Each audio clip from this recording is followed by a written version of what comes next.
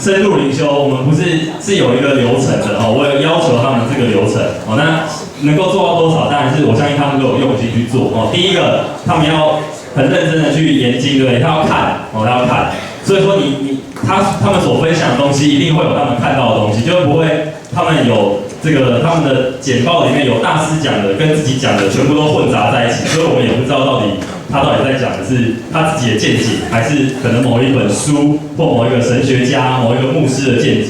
对，那很重要是一定要先跟大家分享我们看到了一些什么东西，哦，是要让大家知道说我们看了些什么东西。那接着引导出来的东西就是说，那从我们看到这些东西里面，我们花那么多时间，不管是去阅读或去整理，哦，我们认识了神什么东西。我觉得这也是很重要。虽然说这是一个很简单的问题，可是当你花时间去思考的时候，哦，即使是同一篇东西，可能每个人看到的东西也不一样，同一个人花2、3次看的东西可能也不一样。所以今天他们也会跟大家分享，他们透过这些整理跟这些阅读，他们认识了神什么东西。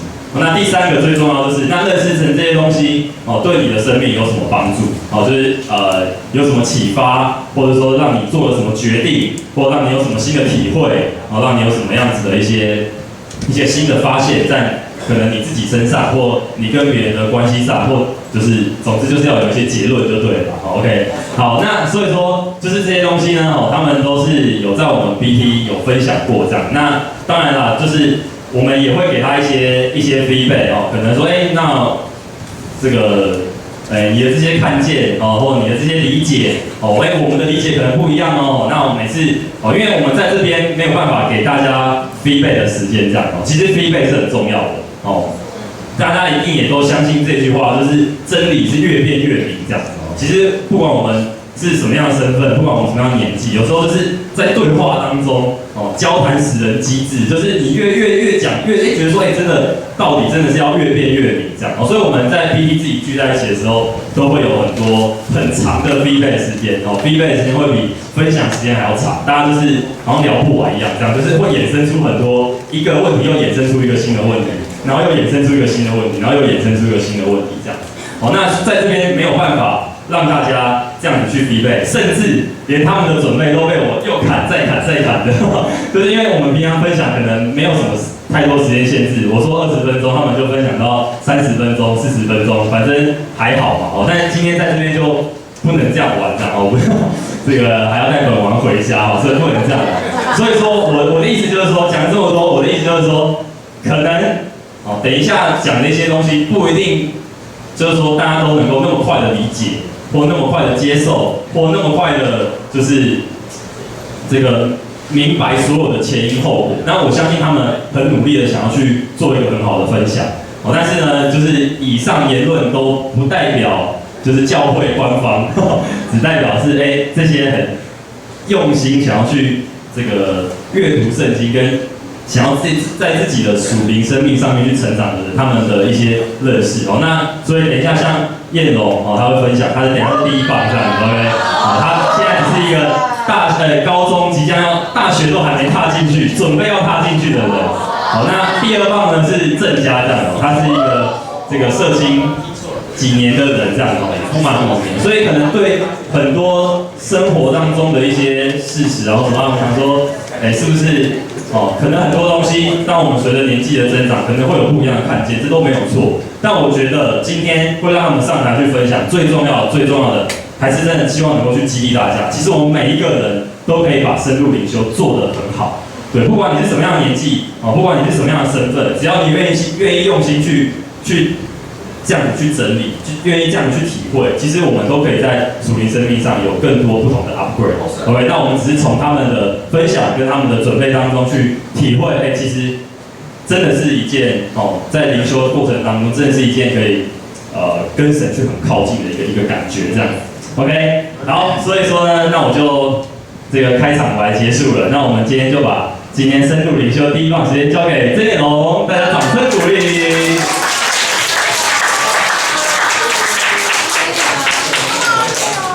妈妈，很高兴可以站在这边跟大家分享，就是我们自己 BT 看到的这个我们所分享的这些深度灵修经验。然后，就是我有点紧张，所以就是结束之后再讨论。好，那我要分享的是圣经当中的政府观这样。那我看文献是在罗马书13章1到7节，顺服掌权者，以及另外一篇文献是一位台湾神学院的研究员他的研究论文这样。好，那请帮我下一页。那大家对这个画面要记忆犹新吧？是在2年前3月的时候的太阳花学运这样。那当初就是一个反黑箱服贸，然后带起来一个规模很大的社会运动。那为什么会在那边放这张照片呢？因为其实现在社运在我们生活当中是很常见的，对不对？其实大家在世界各地都可以看到很多社运正在进行中，包含可能是像人权啊，或是一些妇女权利的社运这样。但是在13章，罗马书13章1到2节这边讲到说，在上有权柄的人当顺服他，因为没有权柄不是出于神的，凡掌权的都是神所命的，所以抗拒掌权就是抗拒神，抗拒了必自招审判。这句话听起来是不是我们好像对于这些掌权者就没有办法有任何我们抵抗的空间，或者是说我们是要对这些掌权唯命是从吗？那我们看到这些画面又是怎么一回事呢？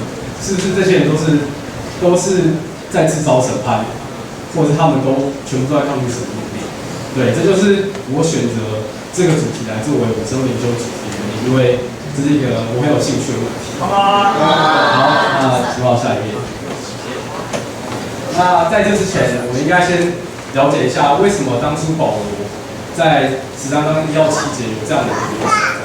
对，我们应该把这段经文当作是一个普遍性的原则，就是说我们现在都可以全盘接受这样的一个原则，或者说保罗其实只是想对当初在罗马的一些基督徒的一个劝勉，所以它是一个特殊情况下面的劝勉。那我来介绍一下当初的背景。其实，在第1世纪的时候，初代教会刚刚建立，当初的初代教会面对到非常多的危险。第一个，初代教会和原本的犹太教存在着一个很紧张的关系，因为他们犹太教并不认同耶稣这样，然后初代教会就是感觉就是他们的眼中钉，这是一个他们的危险。第二点，基督教一直都有我们一神论的原则这样，然后我们当初的初代教会这些门徒，他们也不会去就是对罗马皇帝敬拜这样，所以对于罗马政权来说，他们其实也是一个就像是未爆弹，感觉在任何时刻都有可能会造成问题的一群。那第三个就是因为当初我们主耶稣是因为叛乱罪人被处死在十字架上面，所以连带的这些初代教会人，他们也有可能被误解为是叛乱者。对，所以综上所述3个危险，就是在初代教会中，他们其实很需要一个保护，他们很需要一个力量可以保护他们。所以因为当初罗马政权对于初代教会的理解是，他们从犹太教分出来一支，加上罗马政权又认可犹太教这个古老宗教，所以他们在某种程度上面是可以受到保护的。所以保罗想要透过13章1到7节去劝勉这些当初初代教会的这些基督徒，希望他们可以信赖这样的一个罗马政权，然后他们可以去维护秩序，去保护这些初代教会，所以才会讲到说要去顺从这些掌权者。这是保罗当初写作的意义这样。那大家觉得我们现在跟蔡总统是一个对立的关系吗？对吧？我们不是感觉好像很容易变成他们眼中钉吗？对吧？那既然情况不同了，我觉得这一段经文可能我们没有办法当作是一个很普遍性的原则，也就是说，它就是一个对于当初初代教会的一个劝勉这样。那帮我下一页。好，那我们就一段一段来解。那上面那个比较小的字是我经文这样，对吧？大家可以看一下。那其实非常写的非常明显的啊，就是说我整理了一些重点啊，所有的权柄都是来自于神的，所以说世俗政权是由神所建立，然后正常情况下，大家后面说抗拒掌权就是抗拒神所立的。那这个正常情况只是什么？我们先搁置着，就是先等一下会讨论到这样。那他说最后说到。抗拒的必自招审判，这个审判它所具有二元性质，指的是它同时来自于就是我们所理解的幕后的神对我们的审判，还有在地上掌权者的刑罚，这样。也就是说，因为掌权者是神所立的，所以这个审判只会同时来自于这两者。这样。好，那直到下一页。好，第三节，掌权者治愈人民。我觉得这一段比较像是掌权者的功能，就保罗所认为掌权者的功能。他说到说，做官员不是要使行善惧怕，是要使作恶惧怕。你愿意不惧怕掌权吗？只要行善，就可得他的称赞。所以我们那边应该可以很明显看到说，保罗认为说，掌权者应该要让作恶惧怕，并且他还可以让行善得称赞。这样，那我们可以用一句很简短的话，就是赏善罚恶来理解保罗那时候认为当初的罗马政权应该有什么样的功能。并且其实这段的精华在于中间那个问句：你愿意不惧怕掌权者吗？只要行善，就可得他的称赞。保罗在那边强调说，要当然去行善，这是重点，行善就可以免于就是对于掌权者的惧怕。对，那我觉得行善，或许在我们现在，我们不需要去特别做什么好事，让我们不要成为正规的中兵。那你们可以试着想看，当初在7月1世纪的时候，假设当初这些失败教会，他们都去从事一些就是救济穷人的活动，或者说对于当初的一些不公义现象，有一些实质上面的帮助，比起他们只是一群人在那边集会，在那边讲道，就是那个情况会让政府对他们来说，感觉好像我不需要去担心他们。但他们不会是一个乱人这样。我觉得保罗那边强调就是真的要让这些出外教会人，他们在对于当初1世纪的那个情况下，要去用他们的力量去行善，然后让他们能够受到正确的保护这样。好，下一页。14章第4节，这边介绍到说，保罗认为的掌权者的定位，跟他讲非常明显，因为他是神的用人，是与你有益的。你若说就该惧怕，因为他不是突然配件，他是神的用人，为神的愤怒报应作恶。这边强调2次，他是神的用人，所以说掌权者跟神应该是一个主仆关系，对，他是神的用人这样。那他这边提到第4节一开始提到说是与你有益的，那大家可以想象是什么样的艺术吗？其实，在提摩太前书第2章第2节有讲到掌权者对我们有益的部分。他那边讲到大致上可以一个，就是你要为君王和在位的去祷告、去代求，然后使我们就是对门徒来说，能够敬虔端庄的过平稳的生活。这边讲到艺术就是敬虔端庄过平稳的生活，也就是说我们不会平白无故就被政府说。就是你有什么罚单没缴啊？你有什么义务没尽之类的？因为这是传者对我们的意思，我们顺服他人，尽自己的义务，那就不会招致这些就是不必要的这些骚扰。对。那这节后半段他讲到说，他不是突然配件，这里配件其实还蛮明显的，就是要为神的愤怒报应作恶，也就是说他是一个。拥有执行刑罚的公权力的一个象征，这样。那我们刚刚不是提到正常情况下顺服掌权者等于顺服神吗？那什么样才是非常情况呢？也就是说，顺服掌权者跟顺服神等于顺服神这个人是不能成立的。也就是说，当神的用人的行为依托了神的旨意的时候，那这样的一个人是就消灭了。怎么说依托这个就是依托这件事情？我再举另外一个简短的例子，在当初《使徒行传》5章，也就是说彼得和一些使徒，彼得和约翰，他们那时候在传讲耶稣的话语这样。那当初他们被就是罗马的一些官员禁止说，就不要来这边讲道，不要来这边讲这些事情，因为可能会煽动当地的居民这样的。那其实那时候彼得在5章的时候就讲到一个很有名的经文，就是说顺服神不顺服人是应当的。因为当初就是彼得知道说，传讲神的话语大于对于罗马政权的一个稳定，就是说他知道这件事情是神旨意大于那些官员对他的指令，那这就是一个非常情况。这样的情况，我们从彼得的例子可以看出来说，是应当去抵抗的。也就是说，这种情况下，顺服掌权就不等于顺服神。对，这是一个圣经当中的例子。这样，那往下一页。好，那这整章重点来了，最重要就是第5节之后，所以你们必须顺服，不但是因着神的愤怒，也是因着良心。他那边写的非常简短，就是良心到底是什么呢？我们根本不知道良心怎么样是属于良心的顺服。那因着神的愤怒的顺服，应该很好理解。它就是一个感觉比较像是被动避免掉惩罚这件事情，也就是说，你害怕被神惩罚，所以你不要，所以你顺服这些掌权者。对，但保罗这边更强调的是因着良心的顺服。因着良心顺服是什么呢？也就是我自己的理解是，我们确知权柄是出自于神的，并且顺服掌权者的权柄对于整个国家和社会来说都有很多方面的益处。对，也就是说，要我上面打的。那我觉得这样讲解可能有点不太清楚。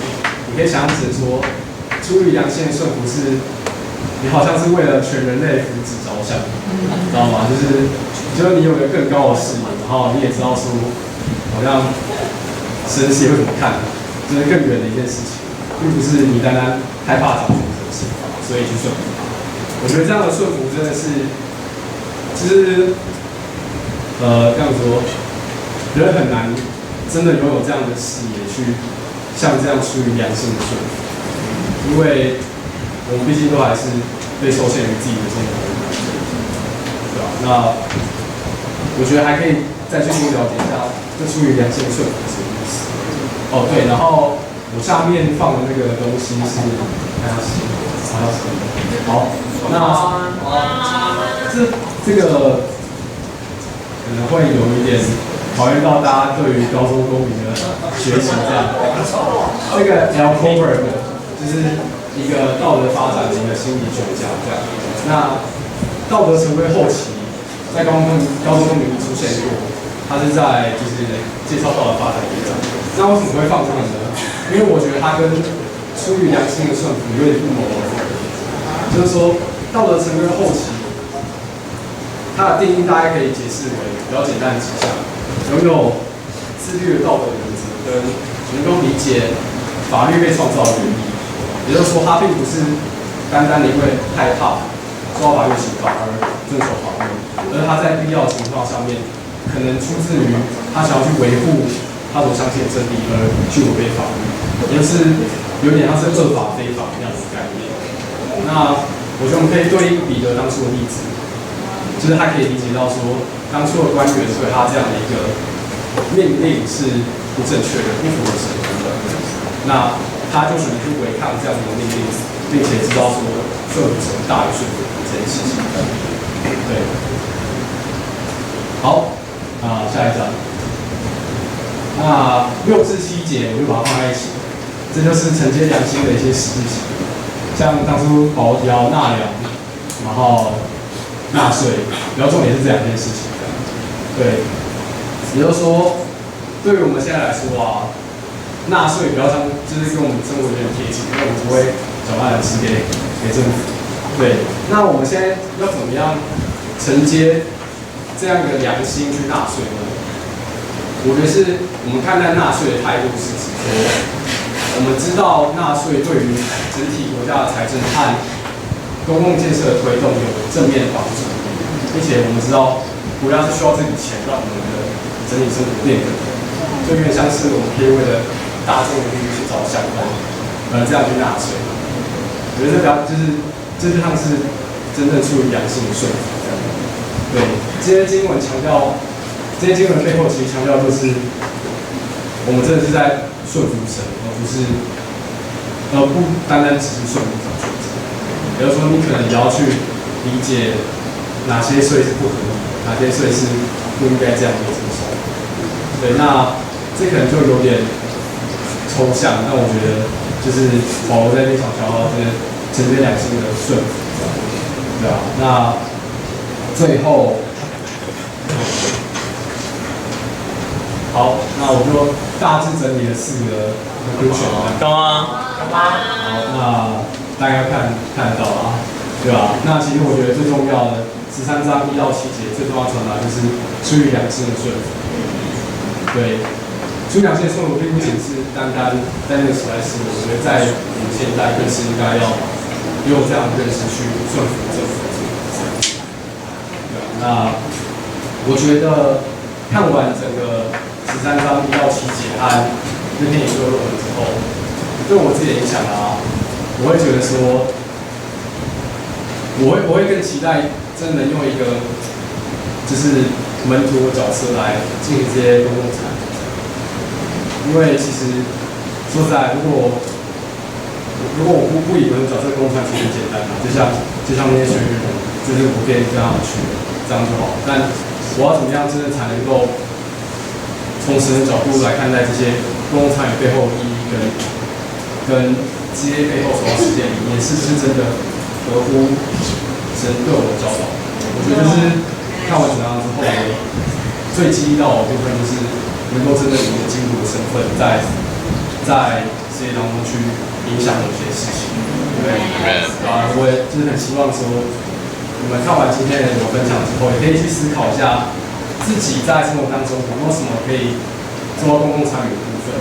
因为只说大家可能都要去参政或是获得这些权益，但是就像当初出外教会，他们当然去行善，这件事情其实很简单嘛，对吧？那这件事情其实是人都可以做到的，而且这也真的就是公共参与最看重的，就是我们真的能够出来行善，然后去为别人的生命带来一些改变，这样，对吧？所以你们可以去思考这个部分，自己怎么样可以去真的透过看经文，出于良心的顺服，然后去真的，当然去行善，这样，对。那以上就是我分享，这样，很感谢大家。谢谢。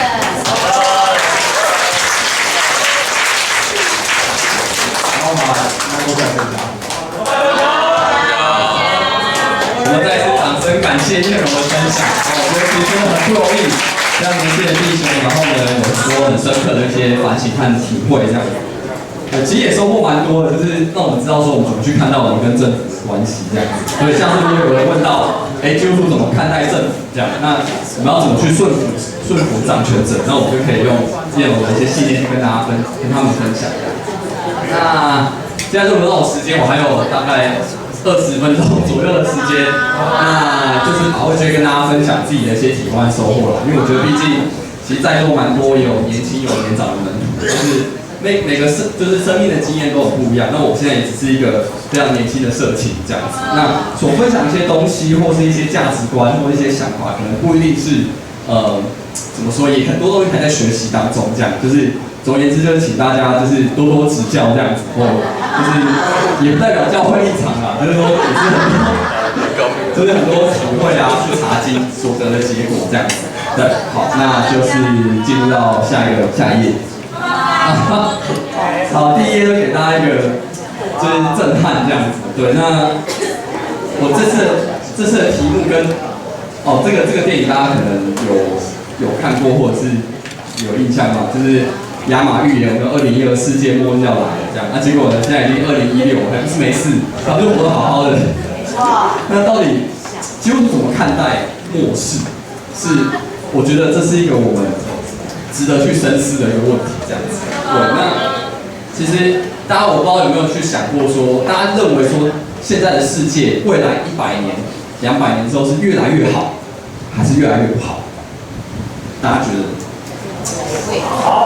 好吗？为什么？这个世界到底会越来越好、越来越进步，还是越来越堕落、越来越挑战？其实大家有很多的想法。好，那根据大卫·鲍森啊，他讲到说，人看待历史观有很多种方式。以前的话，在20世纪初，就是或是19世纪的时候，大家都认为说，未来会越来越好，工业革命啊，经济发展啊等等的，人类越来越进步这样子。那还有另外一种就是历史观，就是循环这样，好像就是风水轮流转的感觉，有时候好，有时候不好，对。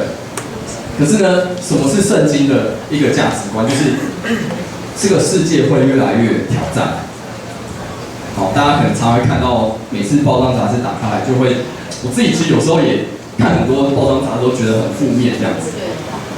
天灾、人祸、战争、口供、犯罪，然后各式各样，我会觉得很灰心的一些事情。然后我们好像也除了祷告之外，没办法做些什么。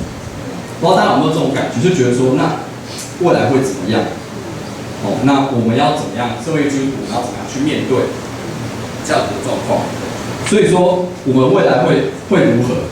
所以其实不是在听很多的这些预言说什么时候末日要来了啊，或者是看到很多车，不是有些那种有些车就写说就是末日要来，天国近了，大家要悔改这样，也不是只是这么简单去看待，而是其实答案就在耶稣基督身上，答案就在耶稣基督他要再来的这件事情身上。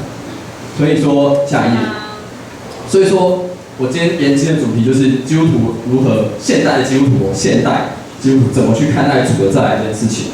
那为什么要讲这个主题？原因就是我刚才讲，就是好像我们平常好像很少去涉猎这些东西，这样就是很少看到教会的主日啊，或者好学就会讲到这个，就说末日要来了，大家要悔改啊，只是很少会讲到这些东西。然后我们看圣经的时候看过去就是这些大灾难，然后看起来很恐怖，这样好像那就不会发生在我身上，关我屁事。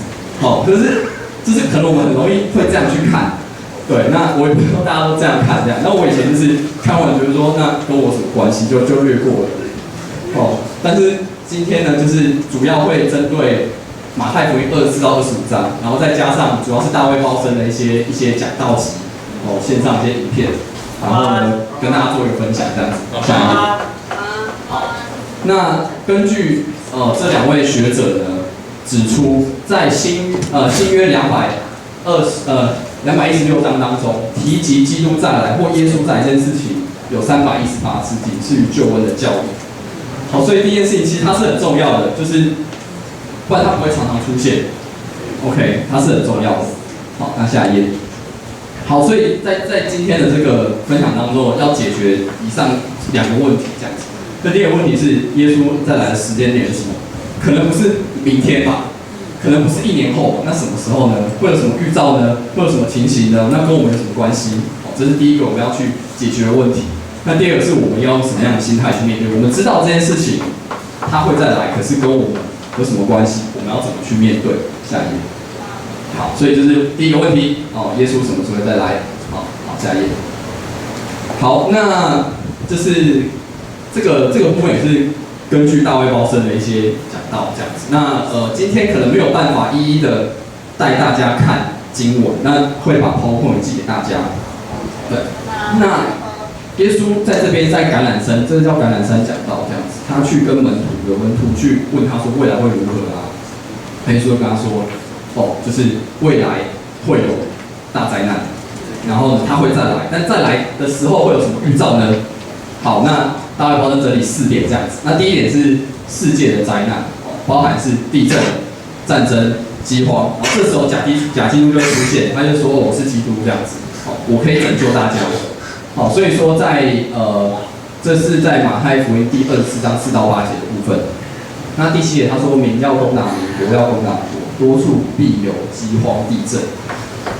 那大卫包森说，其实现在的世界慢慢一点一点的也有这种感觉，对不对？我不知道大家有没有这种感觉，地震越来越多嘛，1年比1年多，对不对？战争啊，到处都恐攻这样，就会觉得很挑战，饥荒，很多这种状况。对吧？所以其实我们已经一点一点的慢慢的去好像进入这样的一个状况，那当然还没有到这个预兆完全发生这样。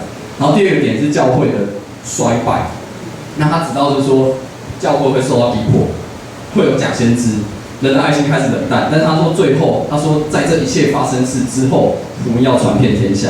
OK， 所以这个是在马太福音24章9到14节，那其中第9节他说那时人要使你们陷在患难当中，所以教会面临到一些挑战，也要杀害你们，你不要为我的名被万民去憎恨。所以这是教会被逼迫的一个状况。那其实，好，先下一页。好，那接下来就进入到大灾难时期，这样大灾难时期就是，耶稣说，就是在这个状况底下会发生大灾难。那第3点，他说中东行毁坏人心气，有点复杂。那我先念经文给大家听，这样。他说：当你们看见先知但以理所说的那施行毁灭的亵渎者站在圣地，他说读这经的人要会意。可是我读完之后还是没办法会意，什么意思？那当然大家可以去读但以理书啦，这样就是说他在描述在但以理书的一个预言，说未来在中东会有一个，就是在圣所，在这个圣城当中会有人去亵渎神，这样他自以为他是神，对，他也自以为他是神，他会去占领这个圣殿，或是去行很多的毁灭这样子。对，所以这是一个预兆，这样。所以说，现在可能在中东那边有蛮多，就是自立为王的很多一些政权，然后什么。当然，这都只是不是说他们就是那些人，对。但是说这是一个预兆，说大灾难会开始。那耶稣说，如果那个时候，就是你们祈祷的时候不要遇到冬天，不要遇到安息，因为你们要逃跑。OK， 在山上要逃到哪里去啊？要逃到哪里去？对，就是这很恐怖的一个状况。然后最后天上的昏暗，日月星辰不再发光。然后念经文给大家听，在29到30节，他说那些日子的灾难一过去，太阳要变黑，月亮也不放光，众星要从天上坠落，天上的万象要震动。那时人子的预兆要显在天上，地上的万族都要哀哭，他们要看见人子带着人力和大荣耀，驾着天上的云来临。OK， 所以说最后一点就是会发现说，就是天上开始昏暗这样，然后人子的预兆显在天上。所以说，可能看完这些东西啊，大家可能还是一个疑惑这样。那我会经历到这些东西吗？对，可能我们在有生之年，可能不会遇到这种状况。但是耶稣说你要做好准备，因为他是跟那时候的门徒讲的。虽然那时候他的门徒没有经历过这些事情，可是就对我们现在的去说嘛，我们都有可能去经历到这些事情。所以我们要做好准备。OK， 下一页。好，那大灾难为期3年半。根据启示录13章第5节，如果有兴趣，大家可以回去看。那就是所以说，他说这3年半会遇到很多的挑战。那根据大卫包森，他指出说，信徒必须要经历这些挑战。什么意思呢？这是要跟大家解释说，大家不知道有没有听过被提这个词，这样基督教的名词被提。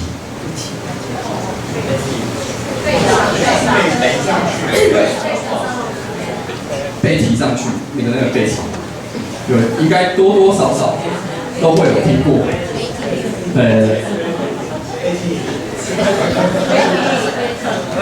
先跟大家讲一下，就所以说刚才那个预兆我忘记讲，所以耶稣不会随时再来，会有预兆。OK， 跟大家讲这4个，不是要大家把背起来，就是说要让大家知道说，其实耶稣来会有预兆。所以当有人说明天又世界末日了，后天要世界末日了，耶稣要再来了，不，你要去看清楚会有这些预兆。OK， 先跟大家讲一下。那先跟大家讲，再跟大家讲被提一样，就有分两种论点，一个叫做灾前被提。灾前被提的意思就是说，在大灾难之前，这些门徒就是我们就被提到天上去了，就这么简单。对，那为什么呢？它是有根据的，当然但这部分可能没办法跟大家细讲这样子。但是这个论点有一个问题，就是说，那为什么启示录耶稣要用这么多的篇幅跟大家讲说，你们会有七祸我们就是有七灾、7晚、7疫这样子。那为什么耶稣要跟我们讲这些东西？那为什么耶稣要特别有一个讲章跟门徒说，你会遇到大灾难？那就显得有点不太符合。但是蛮多教会都是这样的一个，或是有些人会采取这样的立场，但大卫包森是十分反对的这样子。那他认为说，其实比较合乎圣经的叫做灾后被提，就是说门徒也会经历到这些大灾难，甚至门徒可能殉道，但也并不代表神不会保守我们，神还是会保守那些去信靠他的人。就是在启示录有讲到说，主会保守我们，就好像当时候诺亚方舟 ，OK， 世界上一片都是大洪水，可是就是诺亚一家人没事。神他有能力去保守我们，但是我们会经历到这世上的人会经历到一样的事情。所以说，他说如果他讲错话，就大卫保神，他说如果我讲错的话，宁愿是我错，因为不要让大家没有做好准备，以为没有大灾难，结果到时候大灾真的发生的时候，我们措手不及。对，所以我觉得他的这种想法是很好，我们必须要去经历到这些挑战和试炼。但是呢，耶稣也说，他说为了选民，耶稣应许说会减少那些日子，就在24到22节那边。然后他说坚忍到底的必然得救。所以说我们在这过程当中，我们需要的一个态度是我们要坚忍到底和忍耐。下一页。好，所以可能时间要加快一下。那主再来和之后的情形，就是说有闪电从东发到西边啊，耶稣在荣耀中显现这样。会有大声的号筒召集他的选民。那如果那时候如果是已经沉睡了，就是已经去世的人可能会死而复活，信徒被提，所以被提是在这个时间点，就是耶稣再来的时候。OK， 那这帖撒罗尼迦4章10到17节，所以每个信徒都会看见主在，不管你还活到那个时候，或者是你死而复活 ，OK， 就是都会看到。然后到最后。再接下来，基督回到地上，有信徒多少年？这个就是因为本来我的这个要分享的东西，其实还有包含启示录的部分。那有兴趣大家可以去读启示录，这样会有一个千年国，然后会有新天新地，还有审判。对 ，OK， 然后下一页。好，就是这个画面这样。所以大家看到很多天使嘛，很多号筒，对不对？死而复活有没有？人在那边复活了。可能我不知道，大家可能觉得说跟自己有点遥远，说真的吗？这么有点难以想象，但是让你看到，这是真的有这个画面，有人把它画出来。对，所以就是让大家知道这样子，对，就是给大家一个简单的整理。好，下一页。为什么？好，我直接跟大家讲哦，还好我有印。就是在那个主再来的时间是没有人知道，在马太福音24章36节，他说没有人知道，耶稣说他也不知道，唯有父知道。OK， 但是我们要去观察，就是他说无花果树，就是你要去看无花果树这样。对，我们要去观察，就像我们观察无花果树一样。然后他说对，但是虽然我们不知道时间，可是。主的日子不会像贼一样突然来到，在帖撒罗尼迦前书5章4节。对，那相较于第二节他说，主的日子像贼一样来到，是指的是对那些没有信的人，他们不知道这些预兆，所以他们没有做好准备，所以主的日子像是贼一样来到。可是对于我们信徒而言，我们警醒，我们是知道主来到的一个时间，我们可以做好准备这样子。好，下一页。好，所以小节第一部分就是主的再来跟我们有关。好，那主必再来，虽然我们不知道是何时，但是再来时间是近的。对，虽然不是马上来到，那也会有预兆。那接下来2点就是关于大灾难的试炼和末后审判，这是跟我们每个信徒都有关系的。最后我们会与主相遇的一个盼望，所以这些东西都是跟我们的主生命非常相关的部分。下一页。好，那我们刚刚什么心态来面对呢？下一页。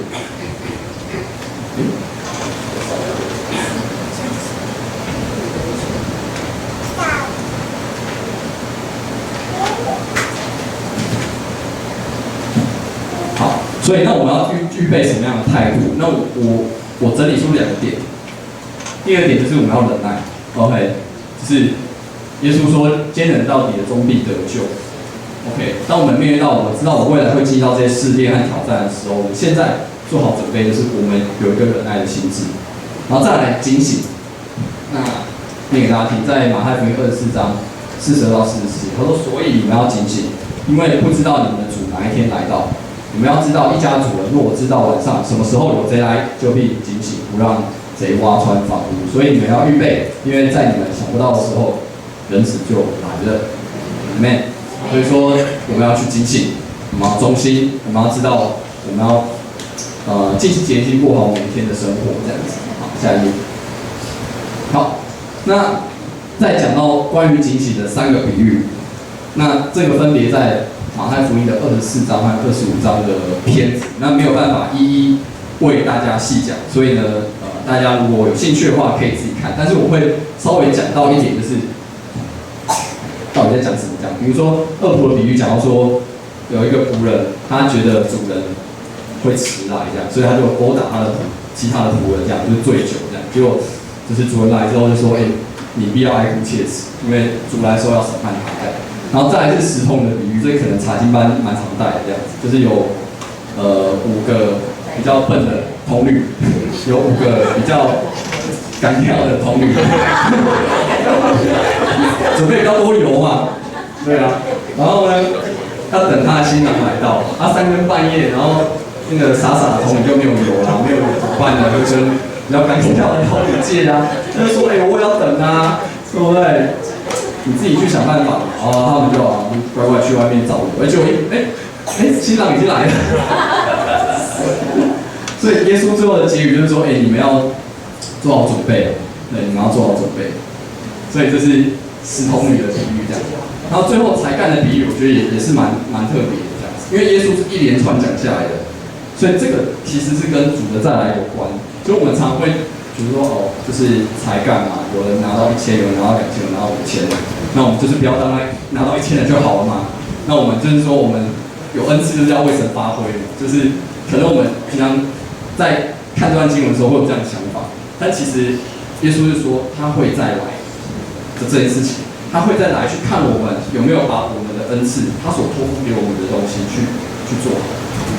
所以说有点不太一样，甚至耶稣说他未来在他掌管权力的时候，他要给你更大的责任，然后我们要做神忠心又良善的仆人。所以说这边全部都跟主的再来有关。下一页。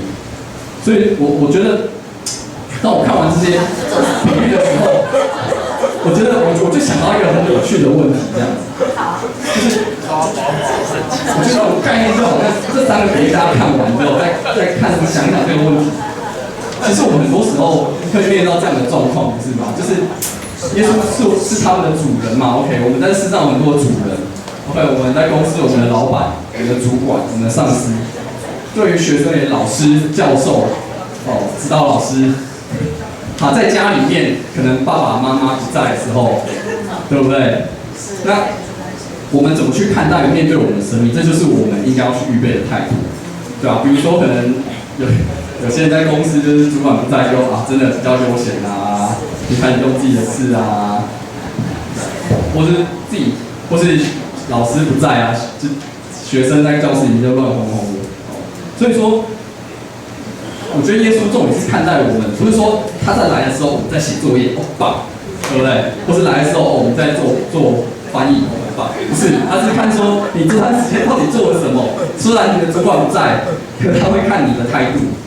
他会看说你在这段时间为他的再来做了什么预备，所以我觉得这是一个很好的概念，就是说，就像大卫光在讲，不是说我们就主管出现的时候，我们主来的时候我们在做什么，我们可能在吃饭，我们可能在洗澡，我们可能在做很多事情，不确定，但是重点是我们在这段时间内我们做了什么样的预备才是最重要的，所以也给大家深思这样，因为我觉得其实很多时候我们遇到这样我们自己一个人的时候，没有一个好像比我们资深或是我们的主人在看我们的时候，那我们会做什么样的反应？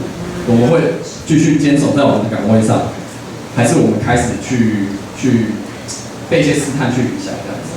好，下一页。好，那大卫包森又讲，他说等候主在的门徒要具备4个特质。OK， 不是我说的，是大卫包森说的。第一个，忠心服侍。忠心服侍就是说我不会像耶稣的仆人一样忠心服侍他。OK， 那他这边讲说，不单只是教会的服侍，就是在工作场合上面，在家庭当中，其实我们不能只把服侍当作只在教会里面去做一些事情，然后再来将福音传遍天下，使万民众，因为我们知道大灾难要来了，因为我们知道审判要来了，我们知道时间不多了，那我们就像耶稣说的，最后福音会传遍天下，所以我们应该是有这样的一个态度，然后再来第3，改善社会，就像刚才那个叶龙所分享一样，就是可能我们会想办法，希望我们的社会，希望我们的周遭的环境更好。然后第4个，个人的圣洁，也是很重要，就是主会看待我这段时间到底预备什么这样子。我觉得尤其是在这个社会里面充满很多试探，就是平常的一些报章杂志啊，或是一些周遭的环境、同事之间的一些流言蜚语这样，其实常会影响我们的对于我们的生活，对于我们的价值观，对于工作会有一些不一样的想法。这些东西都是我们需要去警醒，我们要去维持好我们的圣洁，维持好我们跟神的关系，才是最重要的。好，所以最后结论与分享，时间大概差不多。那跟大家讲2点，我觉得我自己的结论，然后再搭配我自己的一些体会，这样分享。那我觉得第一个重点就是我们要预备未来的灾难，然后我们同时抱持我们会与主相遇的盼望。就是讲这什么意思？就是说我们很多时候很容易就觉得说每天的生活就是早上几点起床，然后呢灵修完就去公司完回来就休息睡觉，然后每天就是这样的循环这样子，每天好像很挑战，或者家庭一回去就是遇到可能哭闹的孩子，对，或是叛逆的孩子，可能对于学生也一回到家就是报告堆满桌这样子。我们常会遇到很多的挑战，很多甚至是对这个世界世代的不满，觉得说现在世代社会要怎么回事，觉得好像我们很无能为力，好像我们没有办法做些什么。可是耶稣说他会再来，会去改变这一切，你相信吗？你相信耶稣他会再来去改变这些？而我们在这过程当中，我们只需要做的事情，我们要去学习忍耐，我们要学习忠心。所以会帮助我们去改变我们对于现在今生对一些事情的一些价值观和看法。那我觉得第2点就是迎接耶稣再来，成为门徒生命当中重要的信念，就是像刚才所提到的，持守圣洁、忠心服侍、敬畏神的公义，因为还会有审判。我们不能忽视这件事情，我们不能忽视会有审判这件事情，而基督徒也不会脱离审判。我们每个人都要在基督的面前去，在他的生命册上面要我们的名字，所以我们要去警醒，面对各样的试探，或面对在职场上面也好，在家庭上面也好，我们要持守我们的标准。那最后就是跟大家简单分享，就是当我在灵修这信念中自己的一些体会这样子，因为就是我也是个工作也大概1年3-4个月吧的一个非常年轻的社青这样子。对，那其实，在工作上面其实都是还蛮 OK 的啦，就是说，其实工作给我的很多，就是比如说也不用常加班啊，或者说其实一些福利也是还算不错。对，可是还是会遇到很多挑战的，就是可能大家常会觉得好像都很 OK， 但其实也会有挑战这样。那我觉得挑战来临是大概是在今年6-7月的时候，对，因为当时我的同事做翻译的同事，做英文编辑的同事，还有我的主管接二连三，一请就请1个礼拜或2个礼拜的假。那我们部门也只有5个人，对，所以不得不那时候很多的报告啊，很多翻译的事情要，甚至是跟母公司做一些接洽，都要由我在这边来处理这样子，所以会显得蛮疲惫的，对，然后甚至是可能当时候也要准备一些应对的事情，因为7月嘛，7月中出就是办一个国小桌游营，然后月底办一个高中的营队，这样其实蛮累的，蛮挑战。那我以往面对这些状况的时候，就是怎么反应，什么是抱怨，就是觉得烦啊、讲啊，跟同事在那边吐苦水这样子。或者觉得说啊，每次都是叫我做杂事，然后台风天还要在家里加班这样子，就报告一定要在台风天发出去就对了，好像不发出去就是股市会被我们影响或者什么的，就是有一些奇奇怪怪的规定。可是会觉得说啊，那我做这些杂事到底是为了什么？可是我觉得当我在6月的时候，在准备这个我们 BD 里面的研经小组的时候，我就会觉得，我想想，我有那么挑战吗？我想想说，真的有那么挑战吗？跟我未来会遇到的情况相比，有那么挑战吗？我就觉得说，我现在所经历到的只是一个很小的状况，对，因为我知道未来，甚至我们要经历到更大的灾难和挑战，那我们准备好了。我觉得说，当我想到这些时候，我就觉得，其实也没什么好挑战，就是很累而已，或者很多事情需要去处理，偶尔需要加班这些状况。对，那再者，我觉得说其实也被这段经文去提醒，这些经文去被提醒到，就是忠心的态度。对，因为以往在工作，你会比较忙。如果说假设没有事后，就赶快处理一些教会的事情，反正就是自己时间自己掌握嘛。主管没有丢有事情，那我就自己做我自己的事啊。对，可是我觉得说，我做这些事情不是为了我主管，或我做这些事情不是为了好像要讨好谁，或是只是做个样子。那在那段时间，我就比较积极的去问说，比如说我做完一件事情，那就问说，编辑有没有需要在我帮忙的？我说好，这个可以做，我就继续做。然后呢，公司要办研讨会，或是办那个线上研讨会，就是我也是主动去帮忙，我说我可以帮忙什么？我去积极，等于是自己找事做了，就是有一点很累，这样搞得自己很累。可是我觉得其实当我在这些过程中，我觉得很开心，是我知道，我所做的是为了我的主做，我知道是我尽心竭力在我的职分和本分上面。就是有的时候我会觉得好像来到教会才要服侍，在公司就还好，反正也没有弟兄姐妹，很真实的想法，对啊。那我觉得反而是要在工作职场上面，我们应该要把我们的本分做好。所以也很感谢神啊，就是在这过程当中，不管是整个交接，因为同事相继请假，那交接的过程都还算 OK。对，那就是平等发布啊，都还算 OK。那另外，我们公司有一个奖励机制，这样就是如果你做得好，别人会给你一个叫做我们叫 A Award， 这样就是一个奖这样。那这个奖就是肯定你说你在这段时间的一些努力和付出。然后那段时间，我记得我从5月底到7月，我算一算，我好像被给了6次吧。对，就是还蛮多，我自己也觉得蛮意外的。我觉得也蛮感谢神，就是说其实在这过程。反而虽然很累，虽然教会同时也要帮忙很多事情，然后一些态度上的转变也会让其他不同的同事去看到一些这个样子。但我不是说就是好像都很顺利，在工作上还是遇到很多挑战，对，所以我们持续需要保持这样的一个态度，这样子。对，那我觉得另外也是在青少年学院这边也开始去有接一些服饰，我就很感谢神有机会走进青少年的生命，我真的觉得这是一个很棒的决定。我真的觉得说，就是我们能够在我们年轻的时候去服侍神，是很棒的一件事情。对，所以说这就是我今天的一个分享。那讲义，对，所以说这是参考资料，如果各位有兴趣，那可以再到PowerPoint来寄给大家的。好，不知道各位有没有什么问题？就是，大家试一下再问，是不是？然后把时间交给我。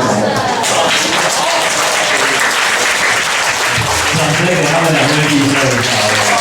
我觉得他们就是这2个小，我不知道大家有没有被那种很用心的那种感觉去给激励到这样子。我觉得看到不管是燕蓉他提出这个圣经当中这个什么政府官，对，我觉得你看他即将要上台大法律系。不知道有多少考上台大法律系的学生，现在就是说，我考上了可以抓跑了，他也有在抓跑了，可是他是有信念的，对不对？他念法律不是说这个混口饭吃的，他是有信念在要去念这个科系的，为了存着良心，为了这个社会的福祉。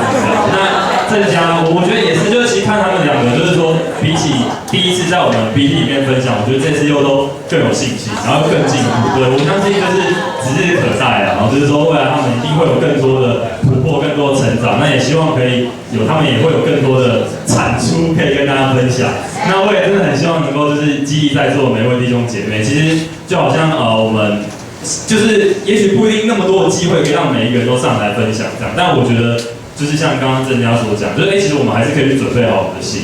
对吧？像我自己觉得说，像每年现在11月、12月也是有这种跨教区选课，然后呢有更多可以跟不同教区走在一起的机会的时候，也可以让就是其实我们不是只是好像说就是坚持一些我不知道该怎么讲，就是说坚持一些古板的东西，而是我们是在用一些真的用我们的全心全力在探索，我们的属灵生命应该要怎么样去过活。对，就是我觉得是看到是说，其实教会当然也有在很多的改变，可是也有很多人在不停的坚持，对，也有很多人不停在努力，而且那种努力不是一种好像我什么都不知道，然后我只是在负责坚持。对，而是其实我们也是很用心的，在自己的属灵上面、跟神的关系上面，都去创造自己跟神的关系，在写自己的历史啊，对啊，所以我觉得是一个很棒的一个东西，这样子的。那所以今天聚会就到这边，那我们就做一个结束的祷告，那我们等一下就收11贡献。好，Amen。现在神，我大家很感谢你呢，就是今天去听到2位弟兄很棒的分享，然后呢也知道说，其实。当然，这些分享可能会引发出更多的共鸣也好，更多的想法也好，更多的这些问题也好，其实真的来到你面前，我们知道我们的智慧都远远及不上你。虽然说圣经已经摆在我们面前几千年了，我们都看过多少次，可是我们仍然不能够参透你的智慧。我们就算在台上整理了再多几百页的 PowerPoint， 我们也不敢说我们已经彻底的了解了我们到底该怎么样做，能够就是在你的审判面前，我们能够就是。理直气壮说神啊，我一定可以被你拯救。所以神啊，我觉得真的来到你面前，其实我们还是存着一个谦卑的心。不管今天在台上的，在台下的，不管我们在日常生活当中，我们碰到什么样的挑战，神啊，我都祷告我们真的是一颗谦卑的心。而真的是因为这颗谦卑的心，我们让我们每一个人真的更加用心在我们属灵生命上面，不管是灵修也好，祷告也好，在一些神啊你所教导我们的事情上面，我真的渴望看到更多彼此激励，是因为我们愿意一起去坚持你所教导我们的这些职分。神啊，真的是希望有一天来到你面前的时候，我们能够得称为你忠心又良善的仆人，那是一件多么开心的事情。神啊，非常感谢你去聆听我们的祷告，然后奉你儿子耶稣基督一起求 ，Amen。好，现在这边。